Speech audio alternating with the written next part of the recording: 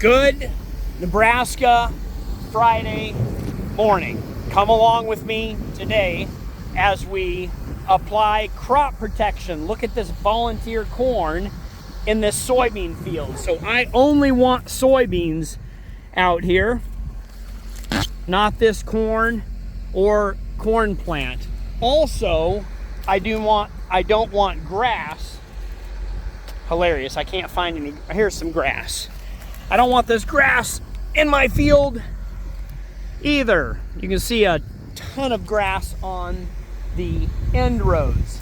So we are going to be in this rig, my sprayer, the one where we just put a $75,000 rebuilt engine, Mercedes engine, in this beast. It is a 1,600 gallon tank with a 120 foot boom. I've had this sprayer for about 10 years. It does have auto steer on it. Love this sprayer. It's one of my favorite machines to operate. Come along with me today as we spray probably all day. Also, I need to hook up some hillers to the two tractors. Have a hydraulic leak on one of the tractors, which will be repaired while we are doing this today, this morning.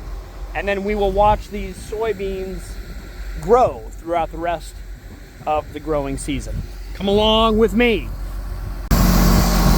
One of the really neat features, besides this automatic ladder, when I put the parking brake on, the ladder comes down. Parking brake off, the ladder will automatically go up. One of the other cool features is this automatic lubrication system. That cylinder is full of grease and I can fill it with grease, and as I'm going about my day spraying, it will automatically lubricate all the lube points, including the ones on the boom. So that was about a $10,000 option. Very happy with it. So my general maintenance, daily maintenance is happening without me having to do anything. Anytime you can make things automatic is a plus in my book.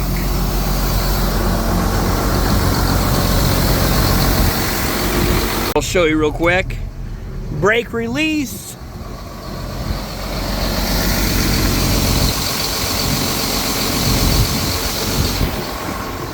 And automatic ladder. You feel like Darth Vader walking out of his starship, his spaceship. When you put the brake on, you come out here and walk down. The platform is still lowering as you walk down. It's very Darth Vader-esque.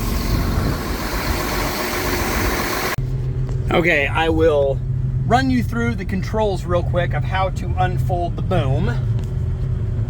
These two levers right here will pick the boom up out of the cradle, and then if you look right in here, you have these two switches. I'll press these two up and that will fold out both wings.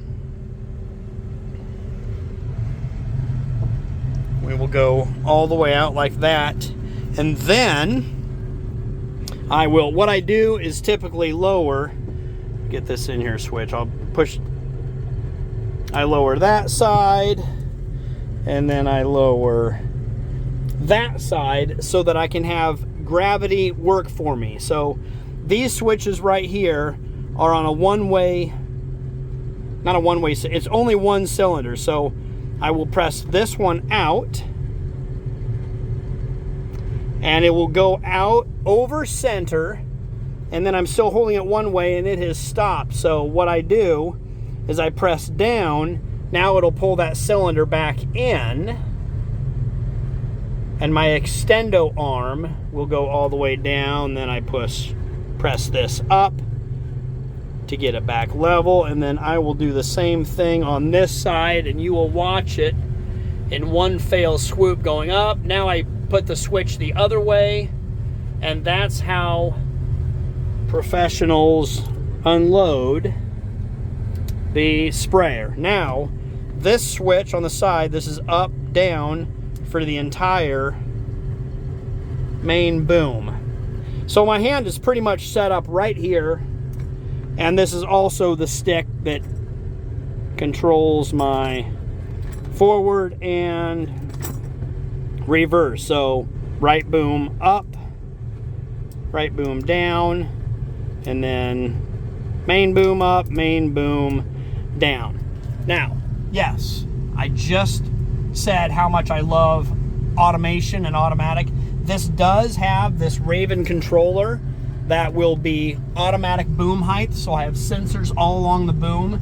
They will measure either the ground or the canopy crop, and they will automatically move up and down. I believe my brain and my Nintendo skills are a lot faster than the auto boom. So I can anticipate a draw or a dip and hit it before my sensors can. So I hardly ever, I've run this. I don't run it. I don't run the auto boom because all of my video game experience has trained me for this day, for this operation. So I have auto on here, but I don't run auto boom. That's just about it. What else can I show you? Okay, this is my pump right here. Pull that open and that will turn on my pump. And if you look right down there, I'll zoom in. That is my agitation.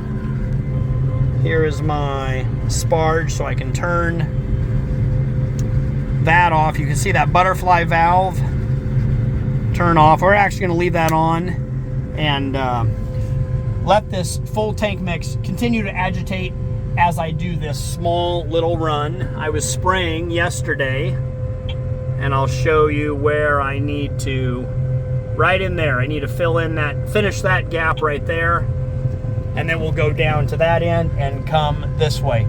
That pivot is moving, should be moving. It is chasing me. Let's zoom in and see if you can see those tires moving. Look at all the grass and weeds on the end row. Terrible that it's killing and choking off my soybeans. So we will eliminate all that. It looks like the pivot is moving, so I can finish doing the rest of the end rows. That was a long intro, sorry about that, but we will continue to go through these switches. So I have my pump on. This is my throttle right here. I usually throttle up at about 2,000 RPM. This is my gear shifter selector. We have 3.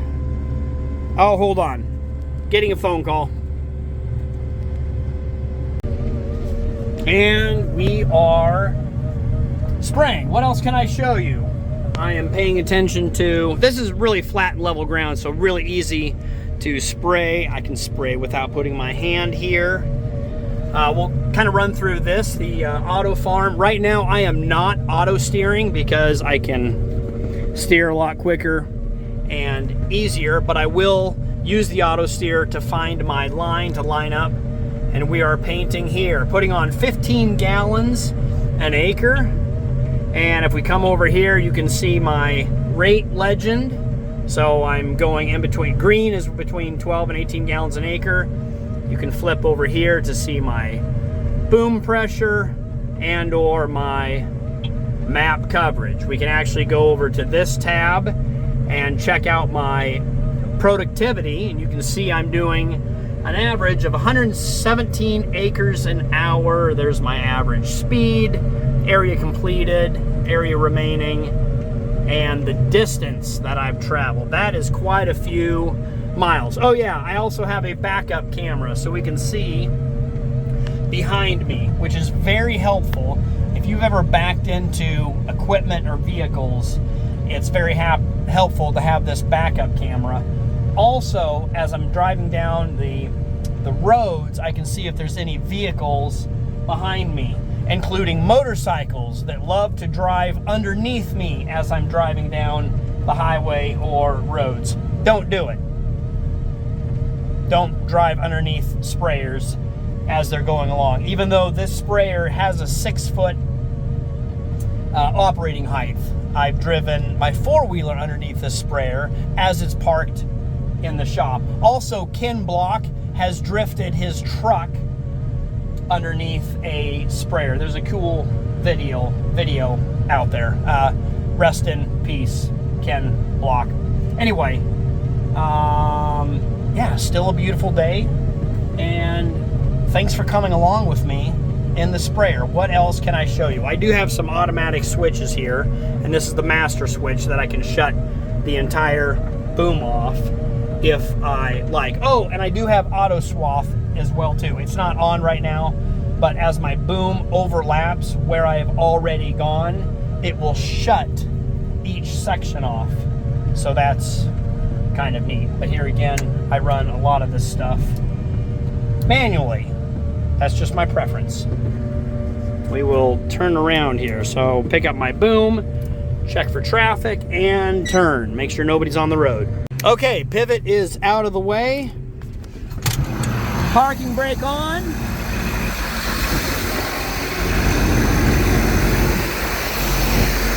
Stairs lowered.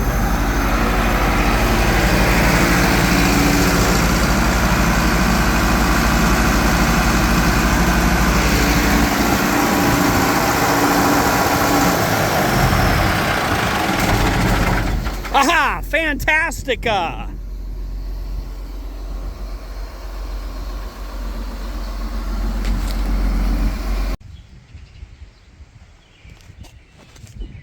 Currently reloading the sprayer with chemicals and water, but I need to stop. We got this hiller hooked up, greased, and I need to get the other hiller hooked up, which takes a little bit of doing because it's parked tight into a building.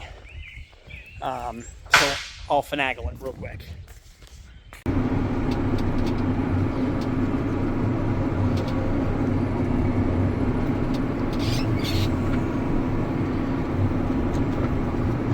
Okay, tight fit.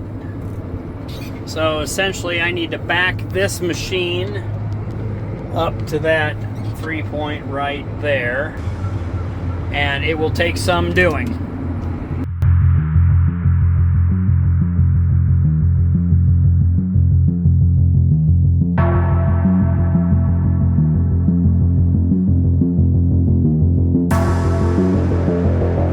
The other difficult part is this is a narrow entryway. These sides barely fit inside that opening. And now, while I was out looking at that door to make sure I cleared it, the tractor shut off. Key was still on. I don't know what happened. It just shut off. So hopefully it's not...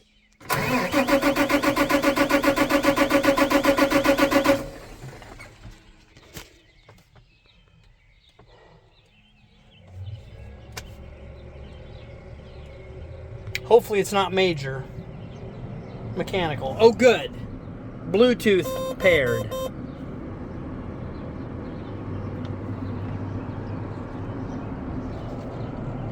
Why did you shut off, and why won't you start?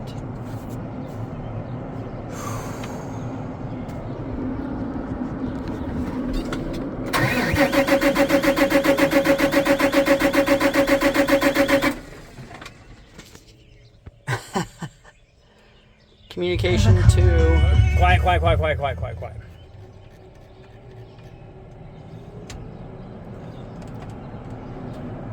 Communication loss with ISOBus system. 3 o'clock on a Friday. Alright, this is probably a good time to deal with this. I'm going to go get back in the sprayer. We're not in the way of anything. Not really. I'm halfway hooked up, not unfolded, halfway there. I believe I will be living on a prayer. Why won't this shut off? Let's go spray. Let's turn this off, go spray, and then maybe it'll just work amazingly. Good grief.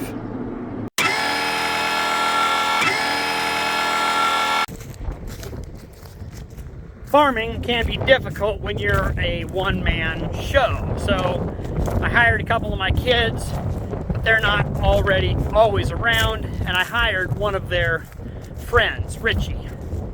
He's doing pretty good, but they're green, they're new, they don't know much. And so I didn't want to drive the sprayer home, so I called them to bring me a battery. There's Richie. Hi, Richie. Hey. And then Adam. So Richie's a high school kid learning. I want to bring me a battery. Don't blow out your knees. I think I would have. Hi, Adam. How's it going? Good. Actually, power unit right over here. Very good. So is this battery charged? Does it have a charge? It does.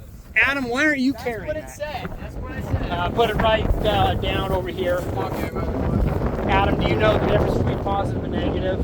yes. You want to hook up those terminals, or you want me to? Get in here. Let me. You can bark orders at your kids. Okay, now with this, I don't actually know. All right, I'll help them out. So what we do here, Positive, black is Yeah. negative, so that helps you. that's right. So this one's going to be negative. Also, it'll be to the ground. Okay. So put that one there, put the positive down there, put the battery on the block of wood. Use your muscles. Thank you. Haha! Really appreciate the help, guys. Okay. What we're going to do here, the PTO is disengaged, but you guys are going to stand back. Yeah, we're just gonna. Are those terminals tight? Can we? I don't think we can get any tighter than that. No, that's fine. I'll let you. Well, we'll know if it's tight or not. They're pretty tight. Nada. This battery's dead. Do you have another one? Yeah. Okay, totally dead. So it's not a failure. It's a learning experience. So they brought me 2 batteries. They did not put it under load. All right. Go back home. Find another battery. Test it. But bring me a couple good batteries. Bring the jumper cables. If you can find them, there's a set in the white pickup. And then bring the tester. So you guys can learn, and the internet can learn as well too, how we test and check batteries. All right. I'll do a couple more rounds. Thank you. And speaking of batteries, charge your phones so I can get a hold of you. We'll put this tailgate up so they don't lose anything else. All right, back to the sprayer. Started getting dark to the north, so I decided to fold up and go home.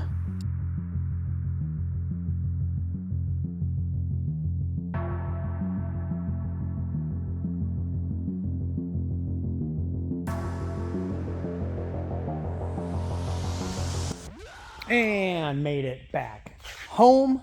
Sprayer safe and sound. One hiller parked in the shop. White pickup parked in the shop. Door closed, and it rained. It rained quite well. Look at the puddles. It looks like we got 3/4 of an inch here, but the rain gauge was tilted, so I don't know if that counts. There might still be more rain in the forecast. Did you leave your door open? Tractor still won't start. We have bigger problems. Look at that shelf cloud, and or that wad of mess. Let's go out on the road and take a peek at what is building and formulating. Wow, it rained. We needed a rain desperately. We needed rain in a bad way. All of the crop protection that I got sprayed on the fields are now going to get down into the soil and kill the weeds and keep the weeds from growing so that my corn and soybeans can rise to the top. This is an amazing atmosphere right now. Birds are happy that it rained as well too.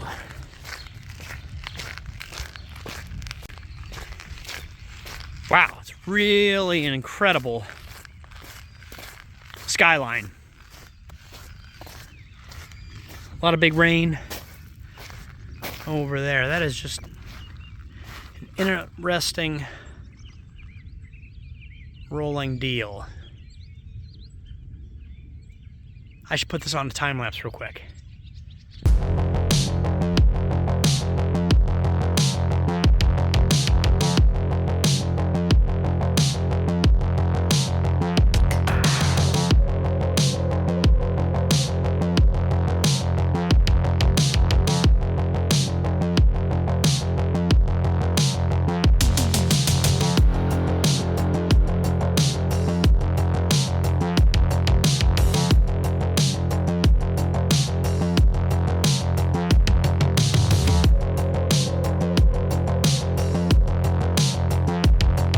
This is for all the Dairy Queen. Oh, yes! Yes! Okay, can you save? Yeah. You saved it though. Booyah. I'm gonna get full course meal.